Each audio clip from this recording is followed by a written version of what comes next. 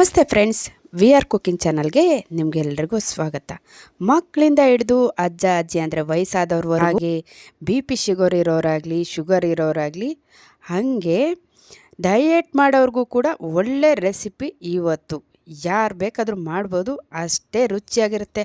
ಪಲಾವ್ ಕೂಡ ಏನೂ ಆಗಲ್ಲ ರೀ, ಇದ್ರ ಮುಂದೆ ಅಷ್ಟೊಂದು ರುಚಿಯಾಗಿರುತ್ತೆ. ಬನ್ನಿ, ಏನು ಅಂತೀರಾ?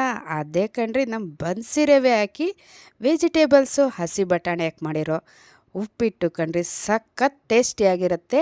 ಯಾವ ರೀತಿ ಮಾಡೋದು ಅಂತ ನೋಡೋಣವಾ? ಬನ್ನಿ. ಈ ಉಪ್ಪಿಟ್ಟಂತೂ ನೀವು ಒಂದು ಸರಿ ಮಾಡಿಬಿಟ್ರೆ ಮತ್ತೆ ಮತ್ತೆ ಮಾಡಿ ತಿಂತಾ ಇರ್ತೀರಿ ಕಣ್ರಿ. ಅಷ್ಟೊಂದು ಅದ್ಭುತ ರುಚಿಯೇ ಇರುತ್ತೆ. ಬನ್ನಿ, ಯಾವ ರೀತಿ ಮಾಡೋದು ಅಂತ ನೋಡೋಣ.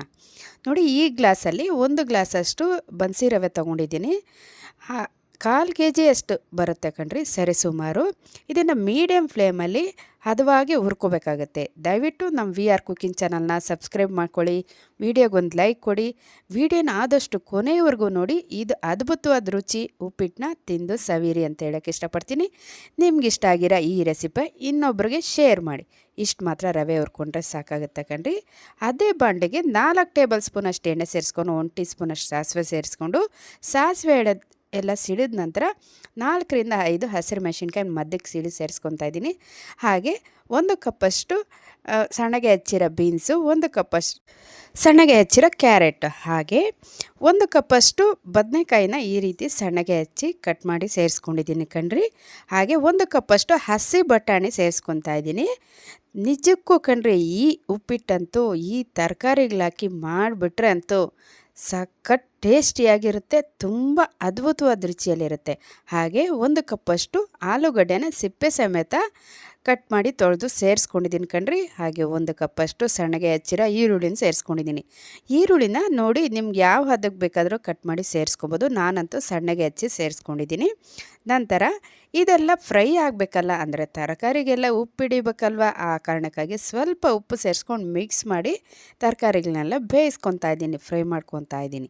ಒಂದು 5 ಮಿನಿಟ್ಸ್ ಅಂದರೆ 5 ನಿಮಿಷ ಆದರೆ ಸಾಕಾಗುತ್ತೆ ಕಣ್ರಿ. ತರಕಾರಿ ಬೇಗ ಬೆಂದೋಗುತ್ತೆ, ಜಾಸ್ತಿ ಟೈಮ್ ಏನು ಹಿಡಿಯಲ್ಲ. ಹಾಗೆ ಇಷ್ಟು ಮಾತ್ರ ಬೆಂದಿದ್ದೆಲ್ಲ ಆದಮೇಲೆ 1 ಕಪ್ಪಷ್ಟು ಕ್ಯಾಪ್ಸಿಕಮ್ನ ಸಣ್ಣಗೆ ಹೆಚ್ಚಿ ಸೇರಿಸ್ಕೊತಾ ಇದ್ದೀನಿ. ಹಾಗೆ 1 ಟೀ ಸ್ಪೂನಷ್ಟು ಜೀರಿಗೆ ಸೇರಿಸ್ಕೊತಾ ಇದ್ದೀನಿ. ಕ್ಯಾಪ್ಸಿಕಮ್ನ ಮೊದಲೇ ಸೇರಿಸಿದ್ರೆ ಅದು ಜಾಸ್ತಿ ಫ್ರೈ ಆಗುತ್ತೆ, ಆ ಕಾರಣಕ್ಕಾಗಿ ಅದು ಜಾಸ್ತಿ ಟೈಮ್ ಏನು ಹಿಡಿಯಲ್ಲ ಫ್ರೈ ಆಗೋದಕ್ಕೆ. ಈ ಟೈಮಲ್ಲಿ ಸೇರಿಸ್ಕೊತಾ ಇದ್ದೀನಿ ಕ್ಯಾಪ್ಸಿಕಮ್ನ. ನಂತರ ಈ ರೀತಿ ಎಲ್ಲ ಫ್ರೈ ಆದಮೇಲೆ ನೋಡಿ, ಇಷ್ಟು ಮಾತ್ರ ಫ್ರೈ ಆದರೆ ಸಾಕು, ನಮ್ಮ ವೆಜಿಟೇಬಲ್ಸ್ ಎಲ್ಲ ಸಾಕಾಗುತ್ತೆ. ಇಷ್ಟು ಮಾತ್ರ ಫ್ರೈ ಆದಮೇಲೆ 1 ಗ್ಲಾಸ್ ರವೆಗೆ 3 ಗ್ಲಾಸ್ ನೀರಷ್ಟು ಸೇರಿಸ್ಕೋಬೇಕಾಗತ್ತೆ ಕಣ್ರಿ.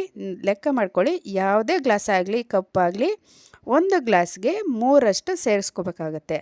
ಹಾಗೆ ನೀರೆಲ್ಲ ಸೇರಿಸಿದ ನಂತರ ರುಚಿಗೆ ತಕ್ಕಷ್ಟು ಉಪ್ಪು ಸೇರಿಸಿ ಮುಚ್ಚಳ ಮುಚ್ಚಿ ಚೆನ್ನಾಗಿ ಕುದಿಸ್ಕೋಬೇಕಾಗತ್ತೆ ಕಣ್ರಿ ಈ ನೀರನ್ನ. ಅಥವಾ ನೀವು ಬಿಸಿ ನೀರು ಕಾಯಿಸಿ ಹಾಕ್ತೀನಿ ಬೇಗ ಮಾಡಬೇಕು ಅನ್ನೋರಾದರೆ ಬಿಸಿ ನೀರು ಕಾಯಿಸಿ ಹಾಕ್ತೀನಿ ಅಂದರೂ ಕೂಡ ಓಕೆ ಕಣ್ರಿ. ನಾನಿಲ್ಲಿ ತಣ್ಣೀರೇ ಸೇರಿಸಿದ್ದೀನಿ.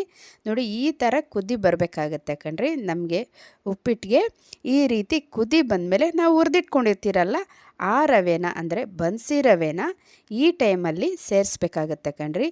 ಈ ಟೈಮಲ್ಲಿ ಸೇರಿಸಿದ ನಂತರ ಲೋ ಫ್ಲೇಮ್, ಅಂದರೆ ತುಂಬ ಕಡಿಮೆ ಇರೋ ಫ್ಲೇಮಲ್ಲಿ ಇಟ್ಟು ಮುಚ್ಚಳ ಮುಚ್ಚಿ 10 ನಿಮಿಷ ಬೇಯಿಸ್ಕೋಬೇಕಾಗತ್ತೆ ಕಣ್ರಿ. ನಿಜಕ್ಕೂ ಕೊಂಡ್ರಿ, ಈ ಉಪ್ಪಿಟ್ಟಂತೂ ಬೇಗನೆ ಆಗುತ್ತೆ. BP ಶುಗರ್ ಇರೋರಿಗಾಗಲಿ ಡಯೆಟ್ ಮಾಡೋರಿಗಾಗಲಿ ಹಾಗೆ ಮಕ್ಕಳಿಂದ ಹಿಡ್ಕೊಂಡು ಅಜ್ಜ ಅಜ್ಜಿಯವ್ರು ಎಲ್ಲರೂ ಇಷ್ಟಪಟ್ಟು ತಿಂತಾರೆ. ಈ ರೀತಿಯಾಗಿ ಬನ್ಸಿ ರವೆಯಲ್ಲಿ ನೀವು ಉಪ್ಪಿಟ್ಟು ಮಾಡಿಕೊಟ್ರೆ ಅಂತೂ ಒಂದ್ಸರಿ ಖಂಡಿತವಾಗೂ ಟ್ರೈ ಮಾಡಿ ಯಾವ ರೀತಿ ಬಂತು ಅಂತ ಕಮೆಂಟ್ ಮಾಡಿ. ಅರ್ಧ ಕಪ್ಪಷ್ಟು ಸಣ್ಣಗೆ ಹಚ್ಚಿರೋ ಕೊತ್ತಂಬರಿ ಸೊಪ್ಪು ಸೇರಿಸ್ಕೊಂಡು ಎಲ್ಲ ಮಿಕ್ಸ್ ಮಾಡ್ಕೊತಾ ಇದ್ದೀನಿ ಕಣ್ರಿ. ನೋಡ್ತಾ ಇದ್ದೀರಲ್ಲ ಎಷ್ಟು ಚೆನ್ನಾಗಿ ಬಂದಿದೆ ಅಂತೂ. ಈ ಕ್ವಾಂಟಿಟಿ ಅಂತೂ ಒಂದು 4 ಜನಕ್ಕೆ ಆಗುತ್ತೆ ಕಣ್ರಿ. ಇದು ಬನ್ಸಿ ರವೆ ಆಗಿರೋದ್ರಿಂದ 1ಕ್ಕೆ 2 ಪಟ್ಟಷ್ಟು ಜಾಸ್ತಿ ಆಗುತ್ತೆ ಈ ಬನ್ಸಿ ರವೆ ಉಪ್ಪಿಟ್ಟು. ಜೊತೆಗೆ ತರಕಾರಿ ಹಾಕಿರ್ತೀರಲ್ಲ, ಅದಕ್ಕೆ 1ಕ್ಕೆ ಡಬಲ್ ಅಷ್ಟಾಗುತ್ತೆ ಕಣ್ರಿ ಈ ಉಪ್ಪಿಟ್ಟಂತೂ. ಅಂದರೆ ಒಂದು 1/4 kg ರವೆಗೆ 4 ಜನ ಆರಾಮಾಗಿ ತಿನ್ಬೋದು ಕಣ್ರಿ. ನಿಜವಾಗ್ಲೂ ಕಣ್ರಿ, ಈವ್ನಿಂಗ್ಗೆ ರಾತ್ರಿ ಟೈಮಲ್ಲಿ ಊಟಕ್ಕೆ ಅಂತ ಕೂಡ ಮಾಡ್ಕೋಬೋದು. ಹಾಗೆ ಬೆಳಗ್ಗೆ ತಿಂಡಿಗಾಗಲಿ ಲಂಚ್ ಬಾಕ್ಸ್ಗಾಗಲಿ ಎಲ್ಲದಕ್ಕೂ ಓಕೆ. ನೋಡ್ತಾ ಇದ್ದೀರಲ್ವ ಎಷ್ಟು ಚೆನ್ನಾಗಿ ಬಂದಿದೆ ನಮ್ಮ ಬನ್ಸಿ ರವೆ ಉಪ್ಪಿಟ್ಟು. ಪಲಾವ್ ರುಚಿ ಕೂಡ ಕಡಿಮೆ ಆಗುತ್ತೆ ಅಂತ ಹೇಳ್ಬೋದು. ಈ ಉಪ್ಪಿಟ್ಟಂತೂ ಅಷ್ಟೊಂದು ರುಚಿಯಾಗಿರುತ್ತೆ ಈ ಬನ್ಸಿ ರವೆ ವೆಜಿಟೇಬಲ್ಸ್ ಉಪ್ಪಿಟ್ಟಂತೂ. ಬಟಾಣಿ ಸೀಸನ್, ಹಸಿ ಬಟಾಣಿ ಸೀಸನ್ ಆಗಿರೋದ್ರಿಂದ ಎಲ್ಲರೂ ಒಂದು ಸರಿ ಟ್ರೈ ಮಾಡಲೇಬೇಕು. ನೀವಂತೂ ಸಖತ್ ಟೇಸ್ಟಿಯಾಗಿರುತ್ತೆ. ಇದಕ್ಕಂತೂ ಸ್ವಲ್ಪ ಚಟ್ನಿ ಜೊತೆ ಸರ್ವ್ ಮಾಡಿ ನೋಡಿ, ಅದರ ರುಚಿನೇ ಅದ್ಭುತ, ಡಬಲ್ ಅಂತ ಹೇಳ್ಬೋದು ಕಣ್ರಿ, ಅಷ್ಟೊಂದು ರುಚಿಯಾಗಿರುತ್ತೆ.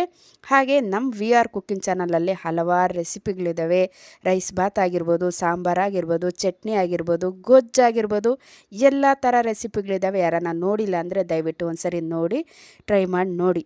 ಇನ್ನಷ್ಟು ಈಸಿ ರೆಸಿಪಿಯೊಂದಿಗೆ ನಿಮ್ಮೊಂದಿಗೆ ಇರ್ತೀನಿ. ಅಲ್ಲಿವರೆಗೂ ವೀಕ್ಷಿಸಿದವರೆಲ್ಲರಿಗೂ ಧನ್ಯವಾದಗಳು. Thank you for watching.